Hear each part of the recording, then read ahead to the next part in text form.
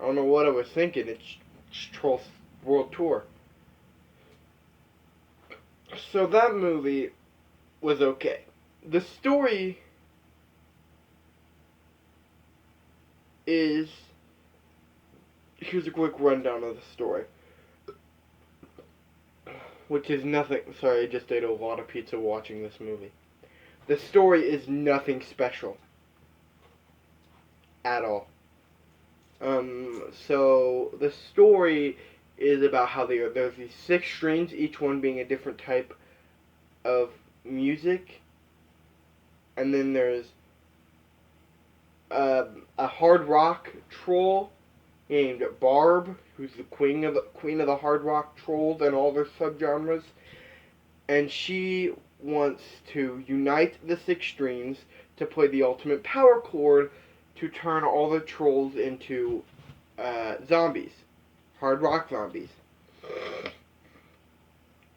And Poppy and Branch learn that they are part of the Pop Trolls, which is why every song they sang in the first movie was either a cover of a pop song or a original pop song, because Trolls 1 was, in its musical format, it was a musical and jukebox musical hybrid, meaning it wrote original songs and used old songs. But weirdly, the first song chosen for this movie is a rendition of Girls Just Wanna Have Fun, retitled to Trolls Just Wanna Have Fun, which I really didn't get. But anyway, I'm getting ahead of myself. So, the Trolls, Poppy and Branch, again played by Justin Timberlake and Anna Kendrick, have to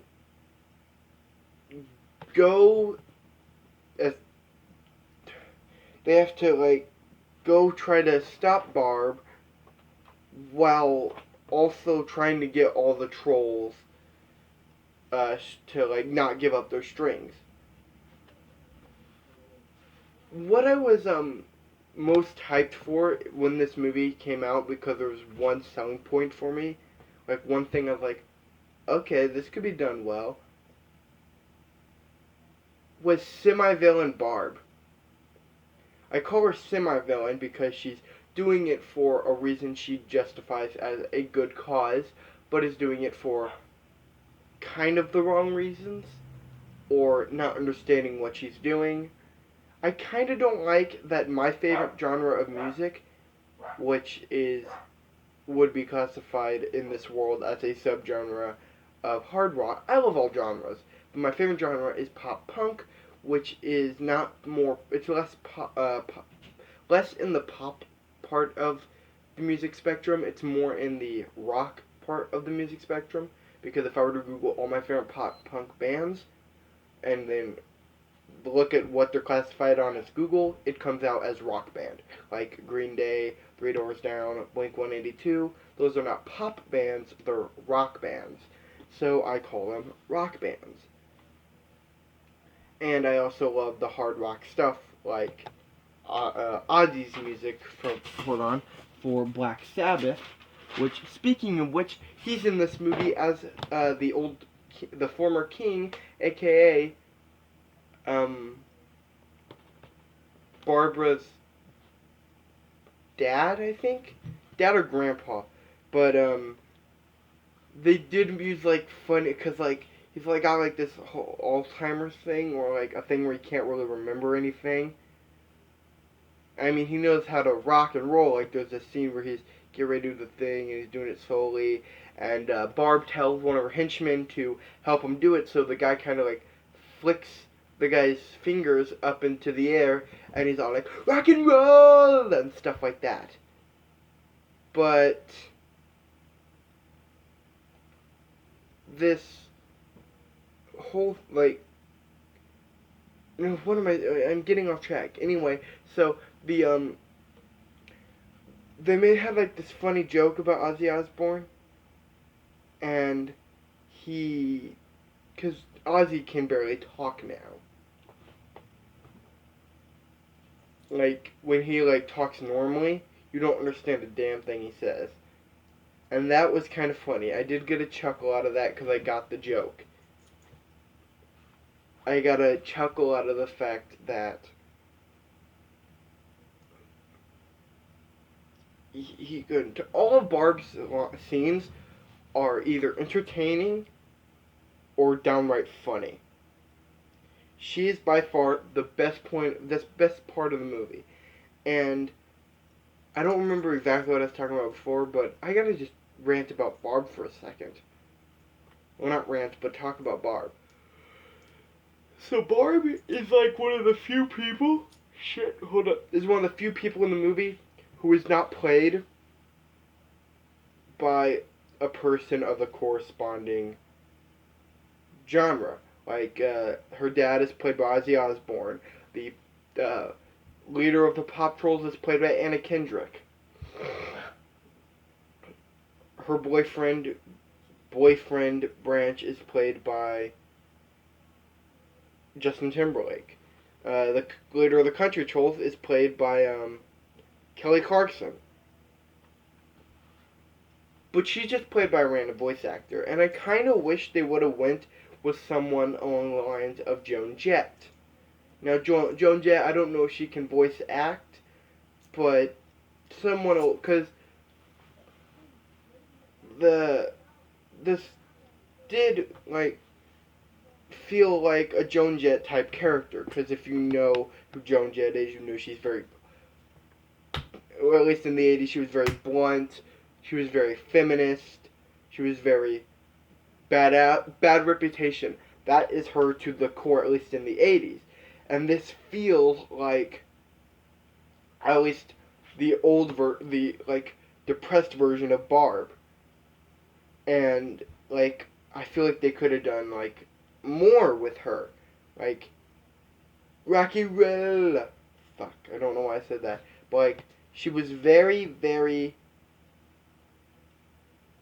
Joan Jett-esque, and I feel like someone along the lines of Joan Jett would have made an amazing choice. Because she's still alive. She's old, but she's still alive. She would have been an amazing choice of voice casting. Like, yeah, I don't know how good her acting is, but she would know how to do Barb perfectly. All they would need to do is go, Joan, honey, just be yourself in the 80s. And she'd be like, okay, harness my inner young adult. And Joan Jett was in a movie. She made a cameo in Ordinary World, which was a movie starring my favorite rock artist, Billie Joe Armstrong from Green Day.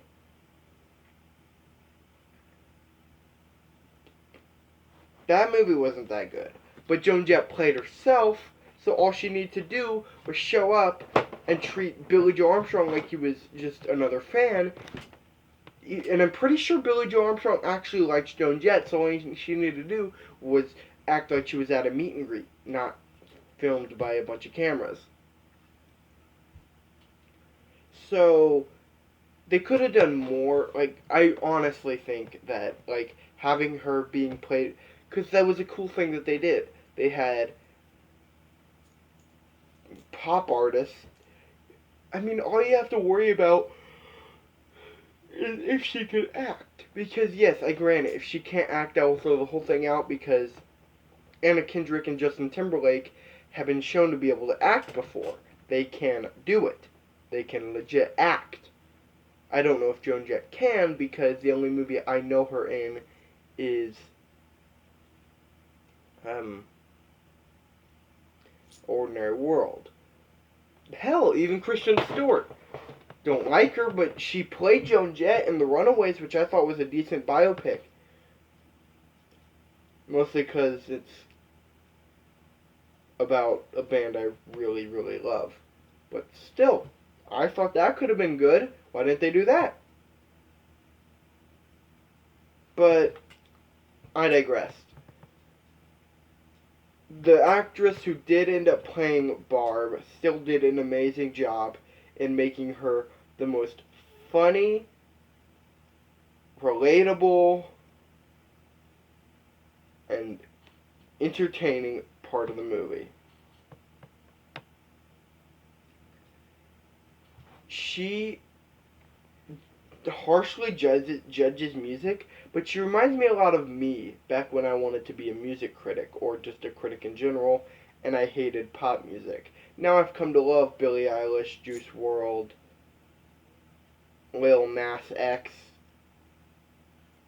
That was a joke, but I've come to love all these pop artists and like mumble rap artists and all these like things that pop does that I don't know, just doesn't cross my mind anymore. And then watching this movie, I kind of revisit that whole thing. And it kind of made me realize Barb's kind of right about most music. Like, she says about pop, I believe she says, pop, it gets stuck into your ear like it gets stuck in your head like an earworm. And during that scene where she says those exact words, she does the funniest thing in the movie. She does this like whole like slapstick sporadic movement, which I'm not gonna spoil it for you, but I personally loved it. But it ended with her chainsawing through a couch, which revealed another troll inside reading. But personally, the story was predictable. And before I go, I want to talk about one thing. I said ranch. Branch's subplot. It has been done recently in. Fuck, what was it? It's been done recently, and it's been done in one of my favorite Disney movies. Both of the movies I'm about to name are Disney. It's been done in Frozen 2, and it's been done in Rescuers Down Under, in which Bernard, Branch, and Kristoff, from Bernard being from Rescuers, Kristoff being from Frozen 2, and Branch obviously being from Trolls World Tour. They're trying to confess their love. Now, I love that, like, Branch didn't, like, ask for marriage, and in Rescuers, to be fair, they're just casual friends. And he's kind of got, like, they've kind of, like, grown a close bond, and he wants to, like, push the bond through. And in, Frozen 2, Kristoff and Anna have been dating for a while, and he just wants to move the relationship forward. In Trolls World Tour, Branch and Poppy have shown no sign of dating, and he confessed his love to her in one of the most memorable parts of the movie, in a song that kids won't stop singing outside of Can't Stop the Feeling, which is No Let It Go, but it was a pretty big earworm for 2016. But, in True Colors, he says he loves her. And they've changed the lyrics before, so if they didn't intend for that to be Branch's confessing moment, they would have changed the lyrics to "That's why I like you" or "That's why I'd hug you" or something like that. I don't know, they changed the lyrics, but they didn't. They kept them the same, meaning that this was supposed to be the time Branch confesses his love. It's also the time he gets his colors back, which is another issue entirely, because there's only one time that I can remember seeing Branch's colors, which are, for those of you who haven't seen the first movie, blue. Now, they do come back once, like I said, when he's singing. But then he's back to gray again. And there's a lot of slower moments in the song that I really liked. Personally, I did like this movie. It was a meh for me. If you liked the Trolls movie, if your kids like the Trolls movie, or since these are mostly teenagers watching my videos, if you or a younger sibling like the Trolls movie, I'd recommend it. You can see it. I mean, not that you need my permission, but you'd like the movie.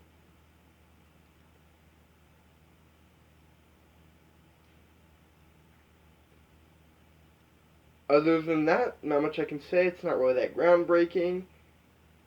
But yeah, that was Trolls World Tour. I'll see you guys in the next review, which, just give you a little taste of what it is. It is a triple feature, but I only have 2 of the movies on DVD. The other one I watched on Tubi TV. Get ready, Fred Ficklehorn. I'm coming for you next. See you guys later. Bye.